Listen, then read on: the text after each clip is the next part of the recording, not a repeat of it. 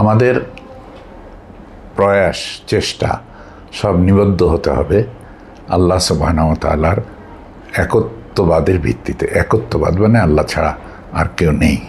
তো এখানে একটি জিনিস আমাদের করা উচিত যে আমরা যেন সর্বাবস্থায় নিজেদেরকে প্রস্তুত রাখি যে কোনো ইনফিল্ট্রেশন, বাইরের থেকে কোনো কিছু আমাদের ভিতরে অনুপ্রবেশ করতে না পারে। যারা পীরের কাছে যায় অথবা যারা মূর্তি পূজা করে তারা সকলেই বলে যে আমরা ওদের জন্য যাই না, যাই আল্লাহর কাছে, ওরা আমাদেরকে নিকট করে দেবে। কিন্তু আল্লাহর চেয়ে বেশি তাড়াতাড়ি আর আপনার কথা কে শুনতে পারে? আপনি যার কাছে যাচ্ছেন তার কি আল্লাহর কাছে অ্যাক্সেস আছে কি না, এটা কি আপনি জানেন? আমি জানি।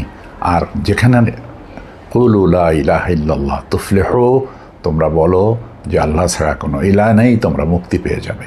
এটা সরাসরি আল্লাহর সঙ্গে আমাদের সম্পর্ক হওয়া উচিত, সরাসরি সম্পর্ক হওয়া উচিত, সরাসরি সম্পর্ক হওয়া উচিত। কোনো সুপারিশকারীর আমাদের প্রয়োজন নাই। সুপারিশকারী ছাড়াই আল্লাহ সুবহানাহু ওয়া তাআলা তার বান্দা বান্দির কথা শুনে থাকেন।